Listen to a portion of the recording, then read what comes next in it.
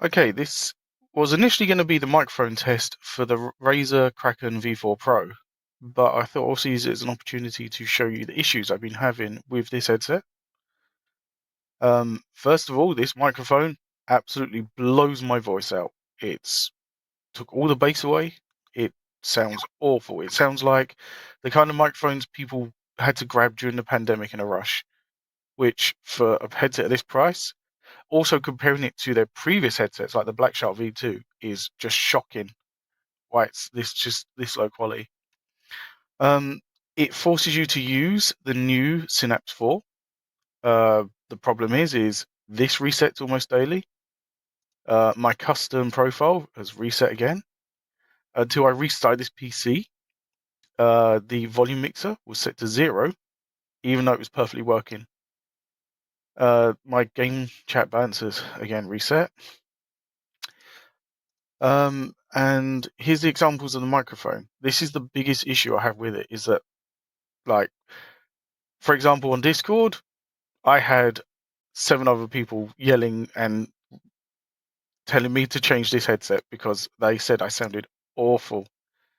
I'm comparing it to a desk mic, but I'm also comparing it to Razer's previous headsets, like I say, the Black Shark V2, which lets you customize the audio. But for this one doesn't. It's like it's a newer, more expensive headset with less options. This is about the best audio quality I can get from it. This is the mic boost, and it takes a second for it to come in. It doesn't just swap over immediately. And this is conference.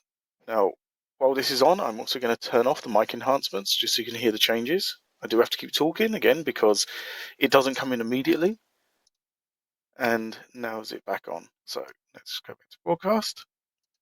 In regards to the haptics, this is probably one of the best audio experiences I've ever had. If you can get along with those haptics, because they're better than the previous ones that Razer have released, it's just incredible.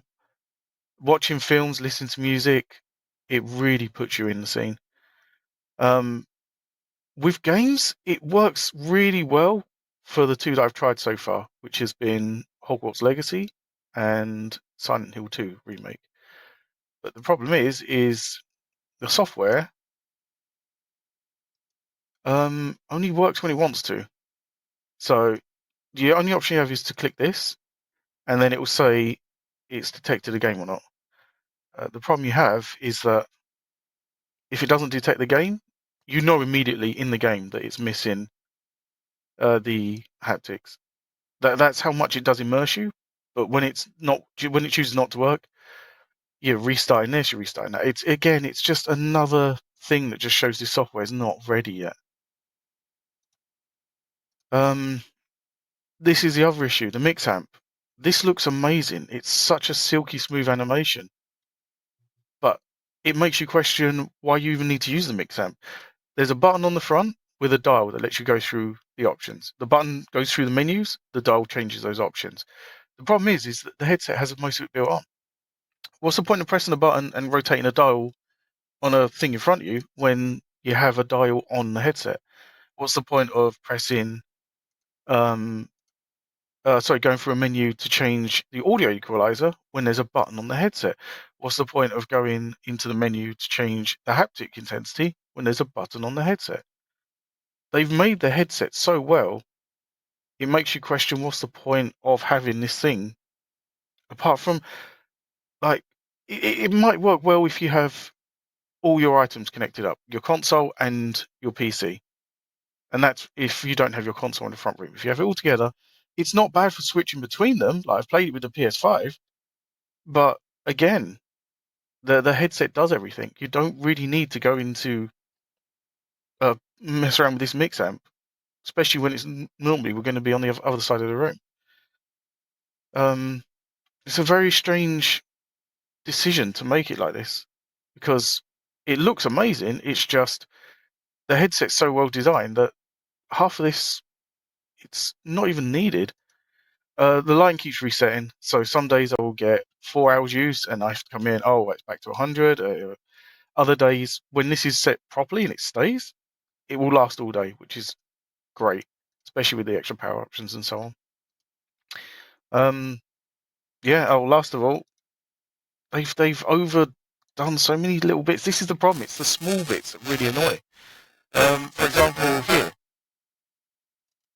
one is supposed to be game, and one is supposed to be chat. You don't actually know which one is which, and you have to faff with it.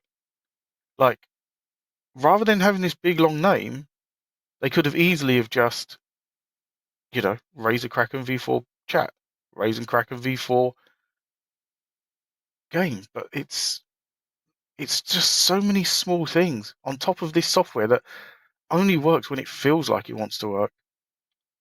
And not being able to have the same options on the microphone that you would get with every other Razer so far, it's a really hard recommend. I can't lie with that.